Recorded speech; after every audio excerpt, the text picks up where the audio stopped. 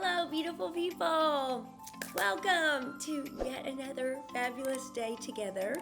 And this topic is fresh. This is happening now, so to speak. This is what I'm currently doing in my life. And I thought I am just going to bring up the topic of conversation and let y'all join in if you choose. And it's something that I've actually talked about this past week in my leadership group and with my team, and a bunch of us have decided to do it together. So if what you're looking for in your life are a few more miracles, this could be just the topic of interest for you. So just keep watching. Okay, y'all, I totally forgot my signs, but imagine, like, share, subscribe, all the things. Do the things. Okay, so this topic today, you guys, have you ever felt stuck? Have you ever felt stuck or wanted to be unstuck or felt like you were a little discouraged or disillusioned or just not in a place like you even can tell within yourself that you've been in a more believing place before? And in this moment or series of moments, it is more of a struggle than you would prefer for it to be. Well, I just happened upon this book, honestly, on Amazon. So here we go, Make Miracles in 40 Days by Melanie Beatty. And I was honestly drawn to it because of the author. So in my own healing journey, this author, Melanie Beatty, has done extensive work, research, etc. around the topic. It's not like my favorite word, y'all, but of codependency. And as a matter of fact, I still to this day do a daily devotional that she wrote to help keep my awareness high around that topic so that I don't slip back into past behaviors that weren't serving me then. They certainly wouldn't serve me now, but keeping my awareness high. So when this came up, it's not even a brand new book, but it is brand new to me. I think maybe 2011 or 2012. And of course, the topic, the title of the book struck me because in my world, this word miracle has been coming up over and over again for honestly the past quarter, like the past 90 days. And I look for things that happen in cycles. Another thing that's been coming up in the past 7 days has been the word unleash. The past 2 years, the word breakthrough. As a matter of fact, for 2 years, breakthrough was my word of the year. So just some things that kind of go with the topic of miracles. And I also love that movie August Rush, if y'all have ever watched that, where the little boy says, the music is all around us, if only we are listening. And I really feel that way about miracles, that they are all around us, if only I have eyes to see. So when I sense or feel that I'm not seeing them, what has gone awry? More than likely, it's me and my perspective and my alignment, right? Because there's no shortage of miracles. So here's the premise. Of course, you're welcome to read the book. It's awesome, I think. I have gotten feedback from a couple people. They felt like it was heavy, and I thought, that's so interesting. Like, it is part of her personal story, but I did not take it as feeling heavy to me. I just was intrigued, by her story. So, Chapter 2, if you read it, Chapter 2 is kind of like the how-to. So clearly it's a 40-day process is what we're embarking on. And so I actually read and studied the book. I read through it 2 or 3 times because I wanted to make sure I really grasped it, because it's a little counterintuitive, at least for me in my world and the way I have been brought up to think. So I love this. There's another book that I love, No More Christian, Nice Girl. And that author talks about if you were raised in the South, great manners, all the things, and serving others. And then if you're a believer, and then if you came from any kind of a dysfunctional background, it's like the trifecta of a perfect storm of unhealth. Or it can be, we'll say. And so, when I began my career, I was even younger than I am now, and I've really spent a lifetime on this journey, and it has included a lot of positivity. And the funny thing is, what I learned early in my career was how not positive I was. My mentor even said to me one time when I was being so skeptical and self-protective, and I don't know about all this positive mumbo jumbo, um, her comment back to me was, what I'd be interested to know is, who is it that influenced you so deeply to think so skeptically and so negatively? And I was like, well, now that's a great question, right? So, regardless, I've spent a lot of decades in the positive, which I love. I love. And just my natural bent, honestly, I'm a pretty happy, positive person, and can usually find a rainbow. And yet, I found in my healing journey, I can really be averse, or in the past, I can thankfully say, in the past, I've been extremely averse to feelings that I perceived to be negative or unsightly or that were uncomfortable for me, that I felt might require a confrontation, even of me with myself. And so that may not resonate with you. You may feel like, no, I'm completely direct and I have no problem being absolutely honest with myself and, saying all the things, doing all the things. And that, bravo, I love that for you. And may we all grow to be those girls and guys. And meanwhile, back at the ranch, there may be some of us that are still learning the things. And so the whole premise of this book is, what if we took 40 days to just be real with ourselves about the emotions that bother us, that feel negative, that feel uncomfortable. And what if we framed them with gratitude?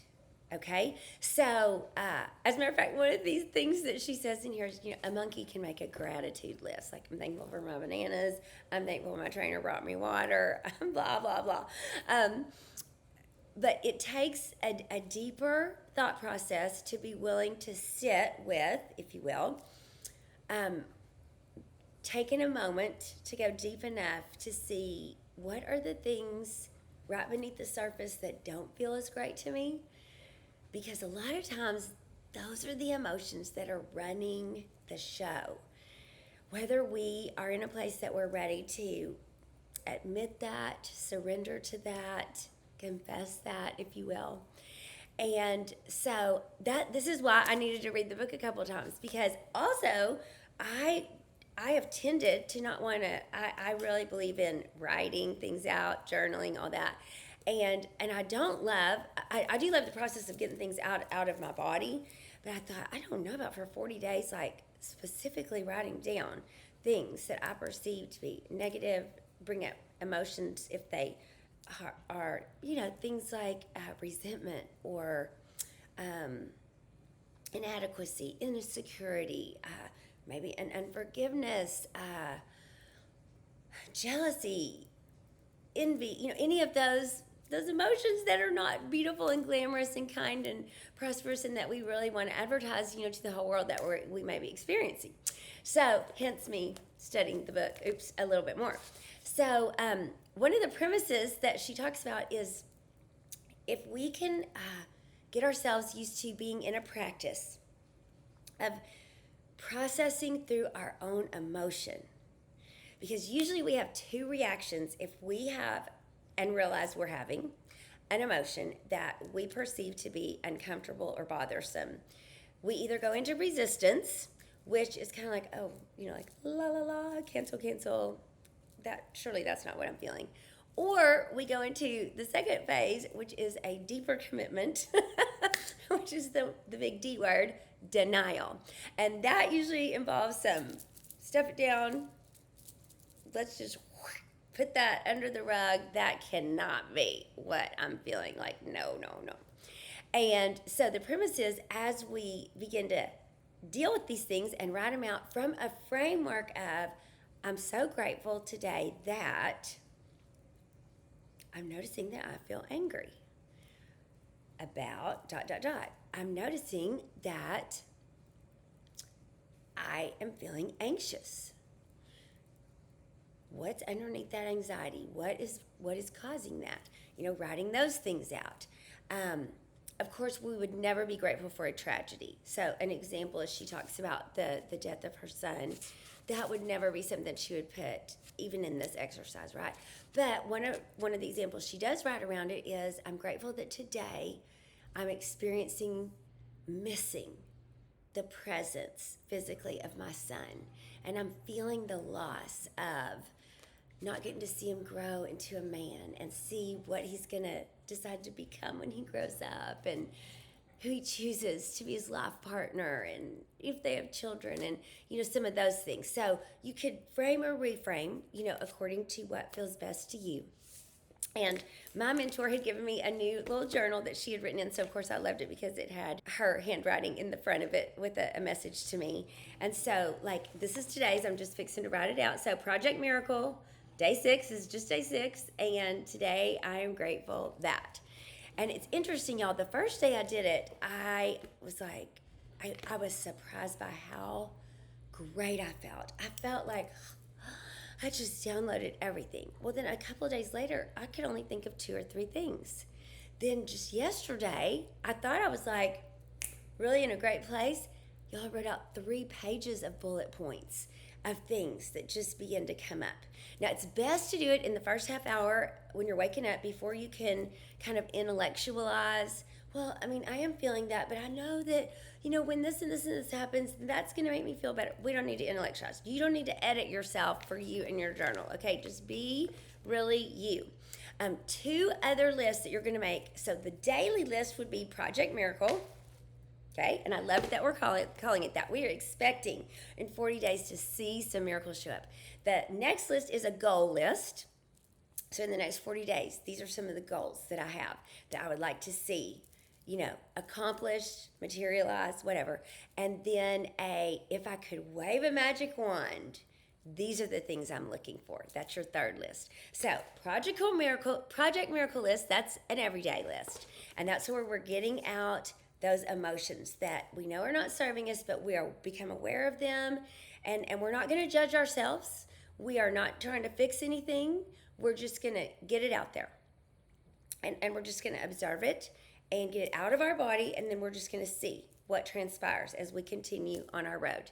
Then, second list is our goal list, which you might make that list initially and then just revisit it every day just to read it, Or you may think of some other goals you want to add.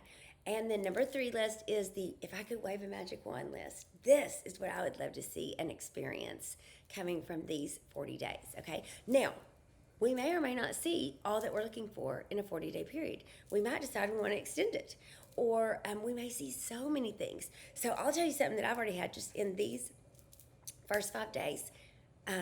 What has come into my awareness is sustaining that, I would use the word tolerance even, the tolerance to sustain, believing, feeling hope-filled, excited, anticipatory, that these things that are on my other lists are in fact coming to pass.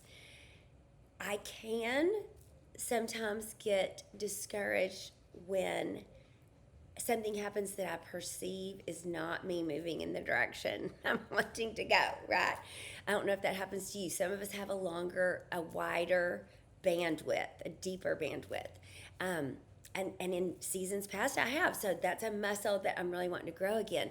So I'm noticing that it's being easier. The more that I write on my Project Miracle list, the easier it's seeming to be to sustain my belief, my faith, my trust, right? That more will be revealed. Trust the process. Stay in this present moment. So I'm just interested. Are any of you interested in doing it with me? Are any of you interested in, or just even really resonate with the concept of, oh God, I don't like feeling stuck. I have experienced that. I would love to not only recognize that and also learn some tools to move me through that more quickly, right? And then, like I said, the sustainability of the believing, and then those other 2 lists that go with it, the goals and the wave a magic wand list. What do you think? Would that be something that would serve you, that you would be interested in going on this journey with me? Like I said, for me, it's only day 6, and at the time this is being published, and so I would love to invite you. It'll be finishing up right before my birthday in September, and I just thought, what a gift to give myself for my birthday of 40 days of getting those kinds of emotions out and seeing what transpires inside of and outside of me from doing this exercise. If that interests you at all, y'all come. Join the tribe. Do it together. Like I said, you don't even need to get the book or get the book. But that's the basic premise. You could even do it with a partner, she says. But she did it for decades without a partner because that partner would have to be, of course, so trustworthy. No commenting, no judgment zone, because we have to be totally authentically us, right? It definitely has to be our unedited, true, authentic self so that we are moving in the space of where healing, the miracle of healing, can occur. And not necessarily healing of trauma. I'm not even talking about that. I am also just talking about the healing of believing bigger for ourselves and being open to experiencing even more of the yummy goodness that is available to us, the abundant life, the in every aspect goodness, our best life, our best timeline, our most authentic self, trading nothing of us, and yet our best, most positive experience moving through the world and being a blessing to others right now. I'm excited to hear your comments and see what y'all think about diving in. Thanks a million for tuning in today. And as always, remember, like, share, subscribe, do the thing. See y'all next time.